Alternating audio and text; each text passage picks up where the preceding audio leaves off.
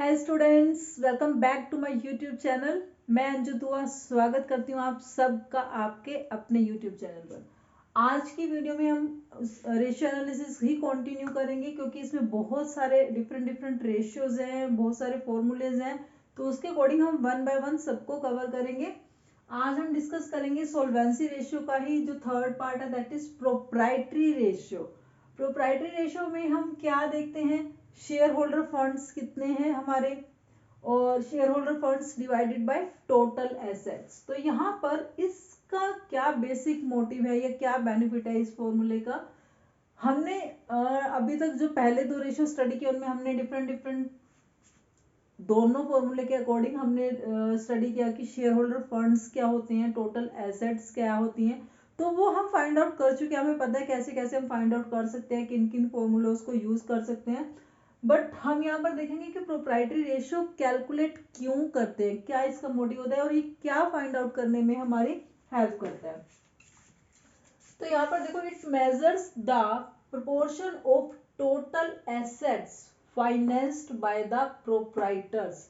हमें पता है कि किसी भी कंपनी का जो, अगर मैं बात करूं कि सोर्स ऑफ फंड्स की कहाँ कहाँ से वो फंड्स रेज कर सकती है, तो हम देखते हैं कि एक तो कंपनी के पास अपने फंड कितने हैं, अपनी कैपिटल कितनी है। जैसे अगर शेयर कैपिटल हमने यहाँ पर शेयर्स इशू किया तो उससे हमारे पास फंड रेज होगा, जिसको हम बोलते हैं शेयर होल्डर फंड्स।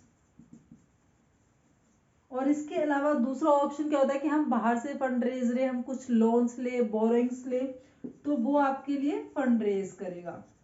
तो हमने यहाँ पर देखा कि ओवरऑल हम इस टाइप से अपने फंड रेज कर सकते हैं। बट प्रोप्राइटरी रेशियो आपको ये बताता है कि ओवरऑल जितने भी एसेट्स हैं या फंड्स है कंपनी के अंदर, उसके अंदर उन फंड्स में प्रोप्राइटर का कितना रेशियो है, प्रोप्राइटर के अपने फंड्स कितने यूज हो रहे हैं, मींस शेयर होल्डर फंड का रेशियो कितना है ओवरऑल टोटल फंड्स या टोटल एसेट्स के अंदर। तो it is use by unsecured creditors और lenders. Major the proportion of total assets financed by the proprietor funds. Total assets में से प्रोप्राइटर फंड्स का कितना पार्ट है वो आपको इस रेशियो के अकॉर्डिंग आप फाइंड आउट कर सकते हैं।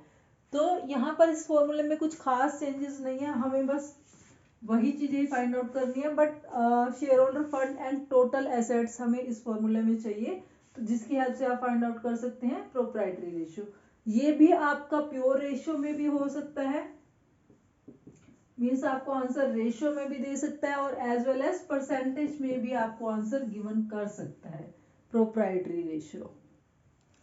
इसी के साथ ही सोल्वेंसी रेशियो का एक नेक्स्ट जो लास्ट रेशियो है वो भी हम डिस्कस कर लेते हैं, that is interest coverage ratio.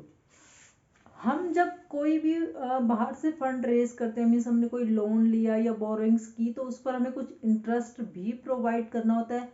वो इंटरेस्ट रेट आपको गिवन होता है कि आपको किस अकॉर्डिंग इंटरेस्ट पे करना है। तो बेसिकली हमें इंटरेस्ट प्रोवाइड करना होता है अपने लॉन्ग टर्म लोन्स के ऊपर।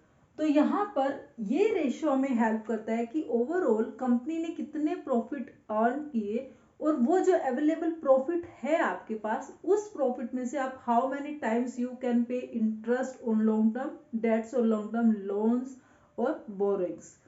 तो यहाँ पर रेशियो का फॉर्मूला, अब ये रेशियो आपको, क्योंकि मैंने बताया कि how many times you can pay interest from this available profit, तो ये आंसर आपको देगा नंबर ऑफ टाइम्स के अंदर। जो भी इंटरेस्ट कवरेज रेशियो का आंसर होगा that is number of times में। अब इस रेशियो का हमारा फॉर्मूला क्या है, that is net profit before interest and tax divided by interest और लॉन्ग टर्म डेट्स। मैंने आपको बताया कि जो भी आपने लॉन्ग टर्म बोरिंग्स की हुई है उस पर आपको क्वेश्चन में गिवन होगा कि आपको इस परसेंटेज पर इंटरेस्ट प्रोवाइड करना है, तो आपको वो इंटरेस्ट रेट गिवन होगी, उसके अकॉर्डिंग आप इंटरेस्ट फाइंड आउट कर लेंगे।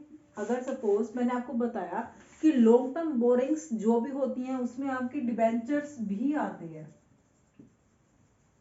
तो इस डिबेंचर्स के आगे ही यहाँ पर आपको परसेंटेज मेंशन होती है, that means this is the rate of interest, कि आपको इन डिबेंचर्स पर इस इंटरेस्ट रेट के अकॉर्डिंग आपको इंटरेस्ट प्रोवाइड करना है।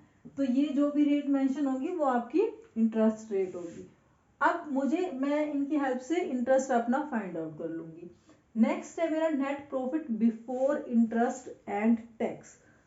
हमने क्लास 11th में लर्न किया कि जब हम प्रॉफिट एंड लॉस अकाउंट बनाते हैं तो हम प्रॉफिट जो नेट प्रॉफिट फाइंड आउट करते हैं वो होता है आपका आफ्टर टैक्स। उसमें हमने इंटरेस्ट भी किसी टाइप का प्रोवाइड किया तो वो इंटरेस्ट भी माइनस करते हैं, क्योंकि हम जब प्रॉफिट एंड लॉस अकाउंट बनाते हैं तो हम ईच एंड एवरी टाइप के एक्सपेंसेस उसमें माइनस करते हैं, चाहे वो ऑपरेटिंग एक्सपेंसेस है, फाइनेंस एक्सपेंसेस है, कोई किसी टाइप का इन्वेस्टमेंट के ऊपर आपने एक्सपेंडिचर किया या वहां से इनकम अर्न किया, तो वो हर एक चीज हम यहाँ पर शो करते हैं, इसमें एडजस्ट करते हैं। बट यहाँ पर मुझे इस रेशियो को फाइंड आउट करने के लिए जो फॉर्मूला यूज करना है that is net profit before interest and tax. जब मैं प्रॉफिट एंड लॉस अकाउंट बनाती हूँ तो मैं जितने भी टाइप के एक्सपेंसेस करती हूँ उनमें से एक टाइप का आपका इंटरेस्ट भी होता है, इंटरेस्ट एक्सपेंसेस, क्योंकि आपने कहीं से बोरोइंग किया तो उस पर आप इंटरेस्ट पे करेंगे। और मेरे पास वो प्रॉफिट तभी मेरे लिए प्रॉफिट यूजफुल होगा कि उसमें से मैं ऑल टाइप के एक्सपेंसेस जब माइनस कर देती हूँ तब मुझे लगता है कि ये प्रॉफिट अब मेरे लिए, कंपनी के लिए। बट आपने पहले इंटरेस्ट पे किया और जो उसके बाद प्रॉफिट आता है उसमें से अब गवर्नमेंट भी टैक्स चार्ज करेगी। जब गवर्नमेंट टैक्स चार्ज कर लेगी तब फाइनली जो नेट प्रॉफिट आपके लिए होगा वो आपके यूज करने के लिए, जिसमें से आप डिविडेंड पे कर सकते हैं या अदर आप जो अपने पार्टनर्स को डिस्ट्रीब्यूट करना है वो सब आप इसके लिए यूज कर सकते हैं। और जो हम आगे मतलब बैलेंस शीट के लिए भी कैरी फॉरवर्ड करते हैं वो वाला इंटरेस्ट हम प्रॉफिट वहां पर यूज करते हैं। तो हमने देखा कि हम हर एक चीज यहाँ पर माइनस कर रहे हैं, जो भी टाइप के एक्सपेंसेस आप करते हैं। मुझे यहाँ पर चाहिए net profit before interest and tax. तो यहाँ पर मैंने पहले इंटरेस्ट एक्सपेंसेस माइनस किए, फिर और दूसरे एक्सपेंसेस माइनस करने के बाद जो नेट प्रॉफिट आएगा फिर उसमें से मैं टैक्स माइनस करूंगी, क्योंकि टैक्स आपकी एक रिस्पॉन्सिबिलिटी है, गवर्नमेंट को पे करना है, तो वो भी आप पे करेंगे। तो जो प्रॉफिट गिवन होगा आपको क्वेश्चन में mostly that is after tax, क्योंकि इंटरेस्ट तो ऑलरेडी लेस हो चुका है और आपको टैक्स माइनस करने के बाद का भी प्रॉफिट गिवन होगा। तो मैं पहले क्या करूंगी, उस टैक्स जो आफ्टर टैक्स प्रॉफिट गिवन है उसमें से टैक्स का जो अमाउंट था वापस ऐड करूंगी, फिर उसमें इंटरेस्ट ऐड करूंगी, तब मेरा फाइनली आएगा that is net profit before interest and tax. तो इस टाइप से आपको यहाँ पर फाइंड आउट करना होगा net profit before interest and tax. Sometimes में भी आपको क्वेश्चन में गिवन भी हो बिफोर इंटरेस्ट या बिफोर टैक्स गिवन हो, तो आपको कोई एक आइटम अगर गिवन है दूसरी आपको एडजस्ट करनी है या आफ्टर गिवन है, तो वो डिपेंड करता है क्वेश्चन में क्या सिचुएशन है, उसके अकॉर्डिंग आपको एडजस्ट करना है अमाउंट। और आपको जो अमाउंट चाहिए that is before interest and tax. और इंटरेस्ट आप फाइंड आउट करेंगे ही सही, क्योंकि आपको जब जितनी भी लॉन्ग टर्म बोरिंग्स की हुई है उस पर आपको इंटरेस्ट गिवन होगा, वो इंटरेस्ट आपको फाइंड आउट कर लेना है। और वही वाला इंटरेस्ट यहाँ पर भी यूज होगा, वही वाला इंटरेस्ट आपका यहाँ पर भी यूज होगा, क्योंकि आपको बिफोर इंटरेस्ट वाला प्रॉफिट चाहिए। तो इस फॉर्मूले की हेल्प से आप फाइंड आउट कर सकते हैं इंटरेस्ट कवरेज रेशियो। ये कंप्लीटली हमने सॉल्वेंसी रेशियो में जो भी रेशियो आ रहे थे उनको डिस्कस कर लिया।